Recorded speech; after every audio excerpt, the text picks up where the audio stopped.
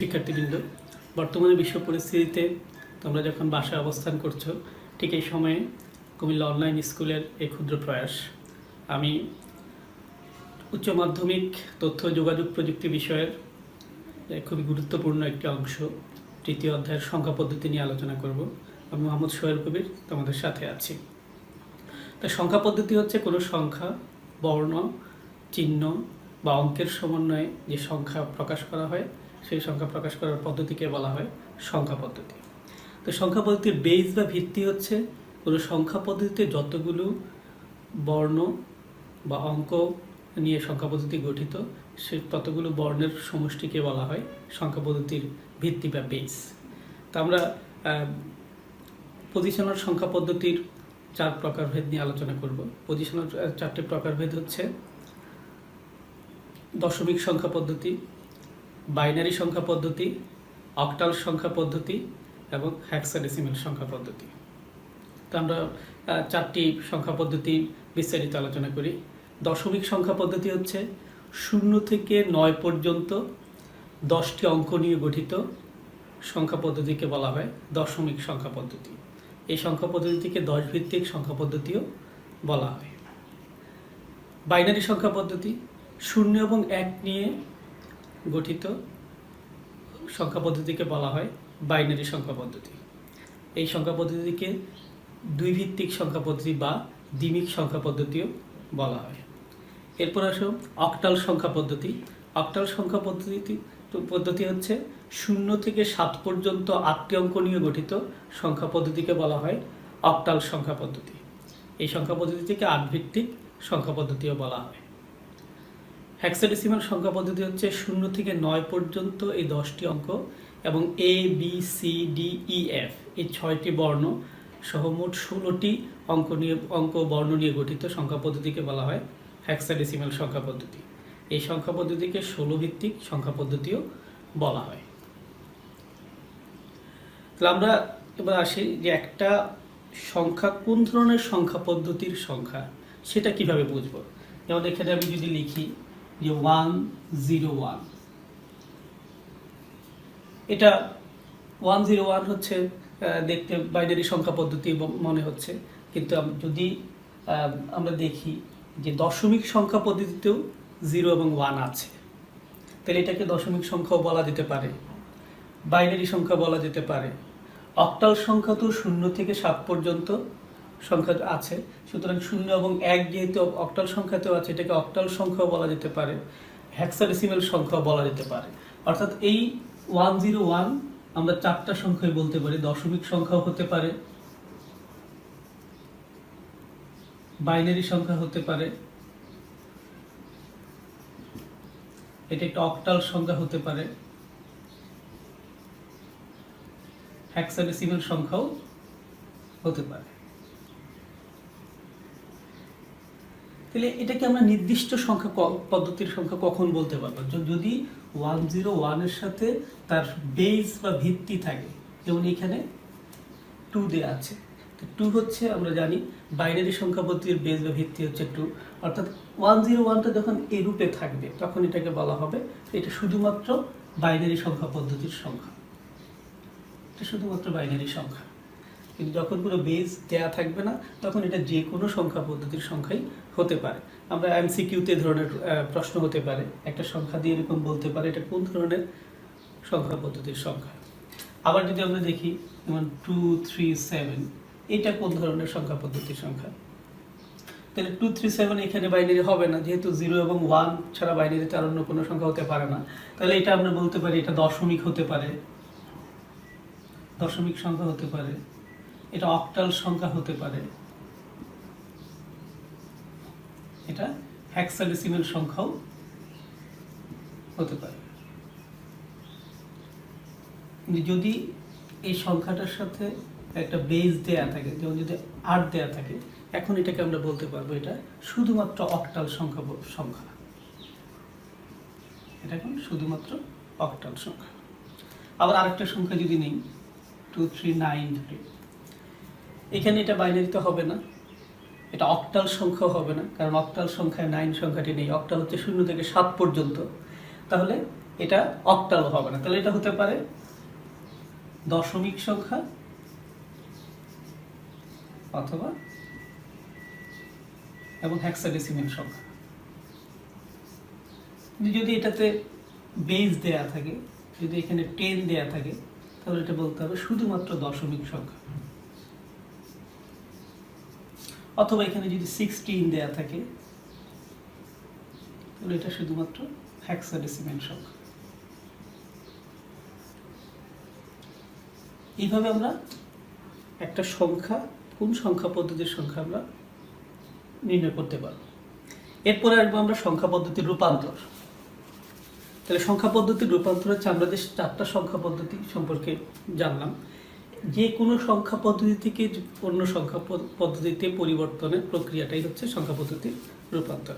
তাহলে কয় ধরনের সংখ্যা পদ্ধতির রূপান্তর হতে পারে? তাহলে সংখ্যা পদ্ধতির রূপান্তর হচ্ছে 12 ধরনের। যেমন দশমিক সংখ্যা থেকে বাইনারিতে রূপান্তর, দশমিক থেকে অক্টালে রূপান্তর, দশমিক থেকে হেক্সাডেসিমেলে রূপান্তর, আবার বাইনারি থেকে দশমিকে রূপান্তর, অক্টাল থেকে দশমিকে রূপান্তর, হেক্সাডেসিমেল থেকে দশমিকে রূপান্তর, বাইনারি থেকে অক্টালে রূপান্তর, বাইনারি থেকে হেক্সাডেসিমেলে রূপান্তর, আবার অক্টাল সংখ্যা থেকে বাইনারিতে রূপান্তর, হেক্সাডেসিমেল সংখ্যা থেকে বাইনারিতে রূপান্তর, আবার অক্টাল সংখ্যা থেকে হেক্সাডেসিমেল সংখ্যায় রূপান্তর, আবার হেক্সাডেসিমেল সংখ্যা থেকে অক্টাল সংখ্যায় রূপান্তর। এই 12 ধরনের রূপান্তর সম্পর্কে আমরা জানব। প্রথমে আমি আসি দশমিক থেকে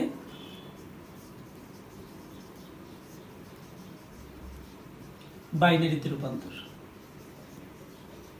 তাহলে আমরা একটা দশমিক সংখ্যা নিব। আমরা জানি যে দশমিক সংখ্যা কিরকম হতে পারে। যেমন ধরো যে আমি 29 একটি সংখ্যা নিলাম, 29 একটি সংখ্যা নিলাম। এই সংখ্যাটাকে, এটাকে 10 দেওয়া থাকলো, অর্থাৎ এটা একটা দশমিক সংখ্যা। তাহলে এটাকে আমরা বাইনারিতে রূপান্তর করব। তাহলে বাইনারিতে রূপান্তর করার প্রক্রিয়া হচ্ছে, এই সংখ্যাটিকে বাইনারি সংখ্যার বেজ দ্বারা আমরা ভাগ করব। তাহলে বাইনারির বেজ আমরা জানি 2। তাহলে 2 দিয়ে ভাগ করে ভাগফল এবং ভাগশেষ দুইটাই আমরা নির্ণয় করব। তাহলে আমরা যদি 29কে 2 দ্বারা ভাগ করি, ভাগফল হবে 14, ভাগশেষ থাকবে 1। আবার 2 দ্বারা ভাগ করলে ভাগফল হবে 7, এখানে কোনো ভাগশেষ থাকছে না, অর্থাৎ 0। আবার 2 দ্বারা ভাগ করলে ভাগফল 3, ভাগশেষ 1। আবার 2 দিয়ে ভাগ করলে, যতক্ষণ না ভাগফলটা 0 হবে ততক্ষণ আমরা ভাগ করতে থাকবো। 1, ভাগশেষ 1, 0, 1। সেখানে ভাগফল 0 হয়ে গেলে এই প্রক্রিয়াটি শেষ। এরপর আমরা নির্ণয় করব কিভাবে?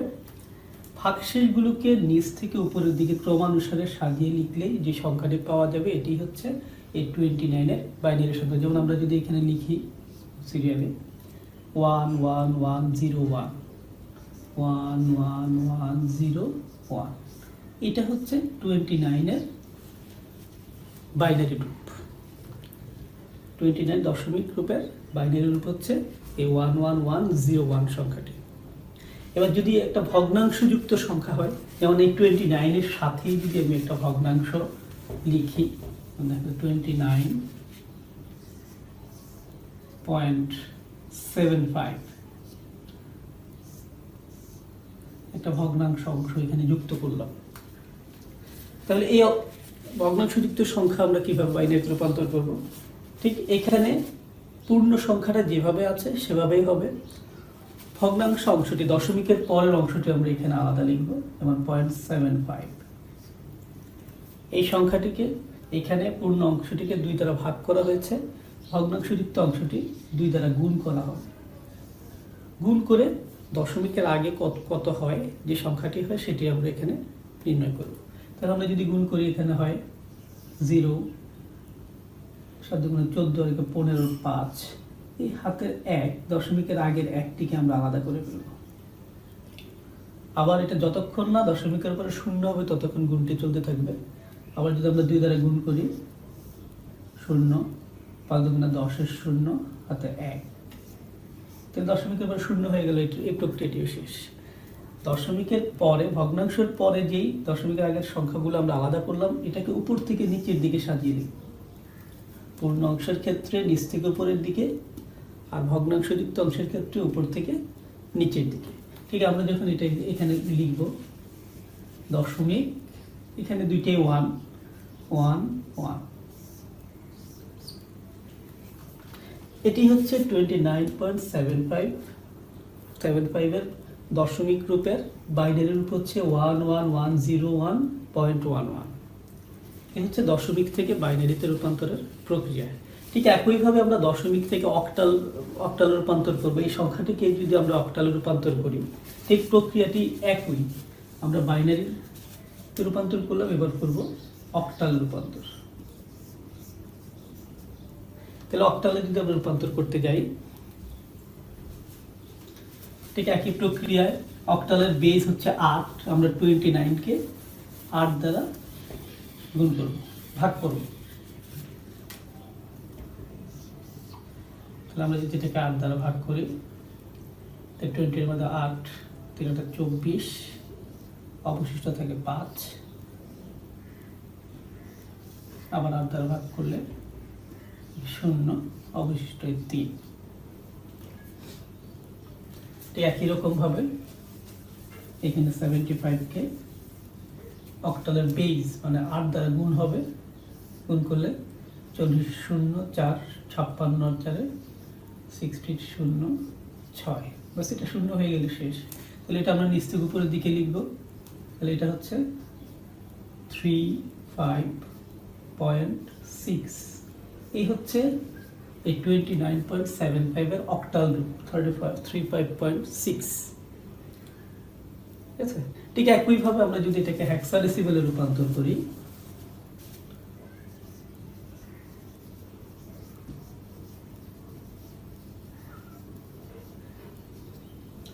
আমরা এই সংখ্যাটিকে আবার হেক্সাডেসিমেলে রূপান্তর করব। তাহলে হেক্সাডেসিমেলের বেস হচ্ছে 16 মানে 16। তাহলে আমরা এটাকে 16 দ্বারা ভাগ করব।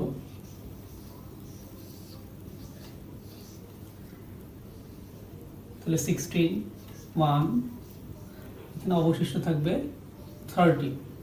তাহলে আমরা হেক্সাডেসিমেল সংখ্যায় 13 সংখ্যাটি আছে কিনা আমরা জানি।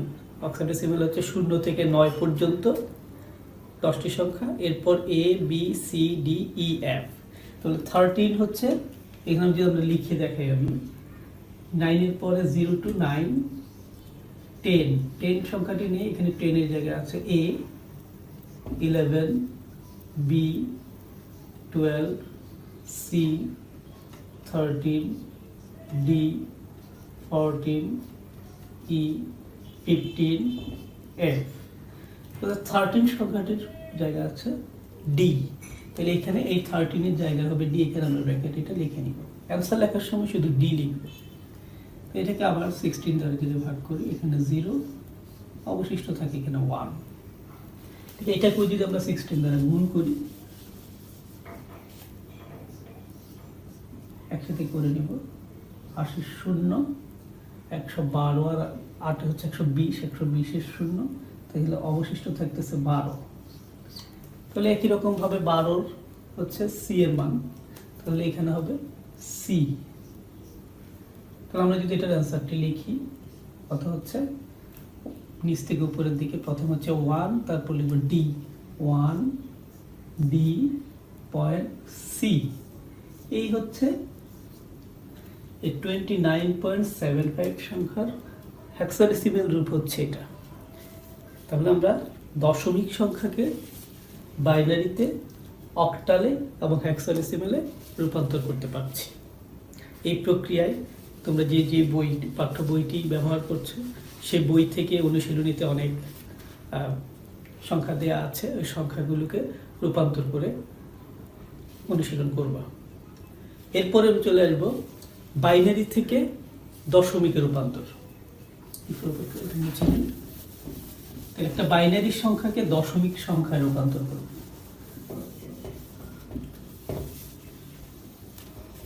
দেখো, বাইনারি থেকে দশমিক।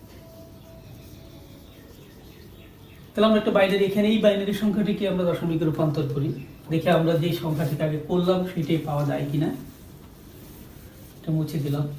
তাহলে এখানে আছে 11101.11। এই বাইনারি সংখ্যাটিকে আমরা দশমিকে রূপান্তর করব।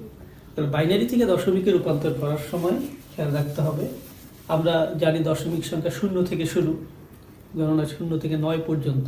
তাহলে এইখানে দশমিকের আগে যে সংখ্যাটি আছে সেখান থেকে আমরা তার অবস্থানগুলো আগে নির্ণয় করে নিব। তাহলে প্রথম সংখ্যাটার অবস্থান হচ্ছে 0 অবস্থান। তাহলে এখানে সিরিয়ালি আমরা লিখব 0 1 2 3 4, প্রত্যেকটা বিটের অবস্থানগুলো আগে লিখে নিব। দশমিকের পরে হচ্ছে -1 -2, শূন্যের বাম পাশে হচ্ছে ধনাত্মক সিরিয়াল হবে, ডান পাশে ঋণাত্মক সিরিয়াল হবে। তাহলে এইগুলোকে আমরা এবার এটার হিসাবটা শুরু করি। প্রথমে হচ্ছে বিটটা 1, প্রতিটা বিটের সাথে গুণ হবে এটা যে সংখ্যা পদ্ধতির সংখ্যা তার বেজ, আর বেজের সূচক মানে পাওয়ার হবে তার অবস্থান। তাহলে বাইনারি বেজ হচ্ছে 2, তাহলে 2 এর পাওয়ার হচ্ছে 4, এটার অবস্থানে 4 আছে। প্রতিটা আবার যোগ হবে। তারপরের বিটটা হচ্ছে 1 × 2 পাওয়ার 3। তারপরের বিটটা হচ্ছে 1 × 2 পাওয়ার 2। তারপরের বিটটা হচ্ছে 0, 4 নম্বর বিটটা হচ্ছে 0 × 2 পাওয়ার 1। এরপরের বিটটা 1 × 2 পাওয়ার 0। তারপরে দশমিকের পরে চলে যাবে, সিরিয়ালি হবে 1 × 2 ইনভার্স 1 প্লাস 1 × 2 ইনভার্স 2। ঠিক একই রকম এখানে 4 3 2 1 0 -1 -2 যেভাবে আছে, এটাও একই রকম থাকবে 4 3 2 1 0 -1 -2। আর গুণ হবে প্রত্যেকটা এখানে যে বিটগুলো আছে ঠিক ওই বিটটা দিয়ে। এটা হচ্ছে বাইনারি থেকে দশমিকে রূপান্তরের একটা মূল প্রক্রিয়া। এরপরে শুধু হিসাবের অংশটা, আমরা হিসাব তো জানি। 2 পাওয়ার 4 হচ্ছে 4টা 2 যদি গুণ করি 16, তাহলে 1 গুণ করলে 16 × 1 16। 2 পাওয়ার 3 8, 8 একে 8। 2 পাওয়ার 2 4, 4 × 1 4। 2 পাওয়ার 1 2 0 × তাহলে এটা 0 হয়ে যাবে। 2 পাওয়ার 0 = 1 আমরা জানি, তাহলে 1 × 1 1। 2 ইনভার্স 1 × 1, তাহলে এটা হবে 1/2 প্লাস 2 ইনভার্স 2, 1/2², 1/4। এবার যদি আমরা হিসাবটা লিখি, 16 আর 24 28 29 29। 1/2 হচ্ছে 0.5 প্লাস 1/4 হচ্ছে 0.25। আমরা যদি যোগ করে দিই 29.75। এটা হচ্ছে ওই বাইনারি সংখ্যাটার দশমিক রূপ। আমরা দেখলাম এই সংখ্যাটিকে আমরা বাইনারিতে রূপান্তর করাতে এটা আসছে, ঠিক এটাকে আবার দশমিকে রূপান্তর করাতে এই সংখ্যাটি আসছে। এটাই হচ্ছে বাইনারি থেকে দশমিকে রূপান্তরের প্রক্রিয়া। যতই বৃদ্ধি পাক অমুক প্রক্রিয়া একই, সেম একই রকম প্রক্রিয়া। ঠিক একই রকম যদি আমরা অক্টাল থেকে দশমিকে রূপান্তর করি,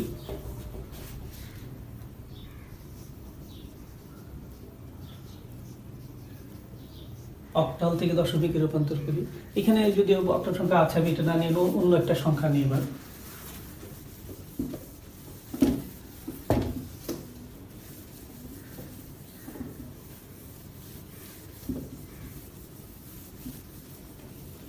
একটা অক্টাল সংখ্যা দিই 537.25, একটা অক্টাল সংখ্যা। এই সংখ্যাটিকে দশমিক সংখ্যায় রূপান্তর করব। তো ঠিক একই রকম প্রক্রিয়া আমরা বাইনারিতে যেরকম দেখলাম, প্রত্যেকটার অবস্থানগুলো আমরা ঠিক করে নিব। দশমিকের আগে 0 থেকে শুরু, 0 1 2, এদিকে -1 -2। ঠিক আমরা প্রত্যেকটা ডিজিটকে, যেমন এখানে 5 ডিজিটকে, যেমন এখানে 5 × এই বেসটা দিয়ে গুণ হবে, এটার পাওয়ার হবে এখানে যার অবস্থানটা যত, তাহলে এটির পাওয়ার হচ্ছে 2 প্লাস 3 ইন্টু এটার পাওয়ার 1, 7 ইন্টু এটার পাওয়ার 0 plus 2 into 8 inverse 1 plus 5 into 8 inverse 2। এই হচ্ছে এটার হিসাবের মূল প্রক্রিয়াটা। এবার আমরা শুধু গুণটা করে দিব। 64 আমরা আরেকটা মান যদি বাড়াই নিই, 5 ইন্টু 64, 3 ইন্টু 8, 7 ইন্টু 1, 2/8 প্লাস 5/64। এরপরে শুধু হিসাবটা করার প্রক্রিয়া। এটা গুণ করে দিলে 320, 24, 7, 1/4 প্লাস 5/60। এটাকে শুধু এবার আমরা হিসাবটা করে যোগফলটা নির্ণয় করে ফেলব। এই হচ্ছে মূল প্রক্রিয়া অক্টাল থেকে দশমিকে রূপান্তরের। ঠিক একই রকমভাবে আমরা হেক্সাডেসিমাল থেকে দশমিকে রূপান্তর করব।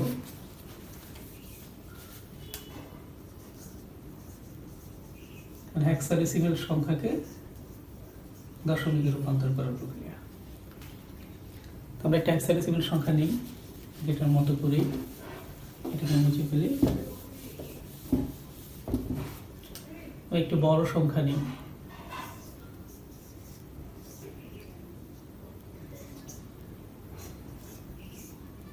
এটা একটা হেক্সাডেসিমাল সংখ্যা। এটাকে আমরা দশমিক সংখ্যায় রূপান্তর করব।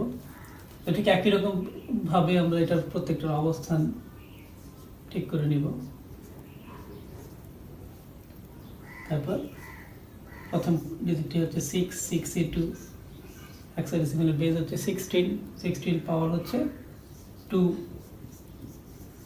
b ইন্টু 16 পাওয়ার 1, c ইন্টু 16 পাওয়ার 0 plus 4 into 16 inverse 1 plus b into 16 inverse 2।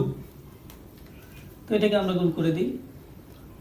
6 into 256, b এর মান আমরা জানি, b এর মান, a এর মান 10, b এর মান 11, তাহলে 11 into 16, c এর মান হচ্ছে 12 into 16 power 0 মানে 1 plus 4/16, d এর মান হচ্ছে 13/256। এবার শুধু আমরা গুণ করে হিসাবটা করে এটা দশমিক রূপটা আমরা পেয়ে যাব। এই হচ্ছে হেক্সাডেসিমাল সংখ্যা থেকে দশমিক সংখ্যায় রূপান্তর। প্রথমে তিনটা রূপান্তর প্রায় একই রকম, দশমিক থেকে বাইনারিতে রূপান্তর, দশমিক থেকে অক্টাল সংখ্যায় রূপান্তর, দশমিক থেকে হেক্সাডেসিমাল সংখ্যায় রূপান্তর। প্রক্রিয়াটা একই রকম। ঠিক একই রকম হচ্ছে বাইনারি থেকে দশমিকে রূপান্তর, অক্টাল থেকে দশমিকে রূপান্তর এবং হেক্সাডেসিমাল সংখ্যা থেকে দশমিকে রূপান্তর। এই প্রক্রিয়াটাও প্রায় একই রকম। ঠিক খুবই গুরুত্বপূর্ণ এই রূপান্তরের অংশটি। আমরা বই থেকে অনেক অনুশীলনী দেয়া আছে, সেগুলোকে অনুশীলন করবে, তাহলে এই রূপান্তরের প্রক্রিয়াটি আয়ত্তে চলে আসবে। পরবর্তী ক্লাসে রূপান্তরের বাকি প্রক্রিয়া এবং আমরা বাইনারি যোগ এবং বিয়োগ কীভাবে করতে হয় সেগুলো দেখব। সবাইকে ধন্যবাদ জানিয়ে আমি আজকের মতো ক্লাসটি শেষ করছি।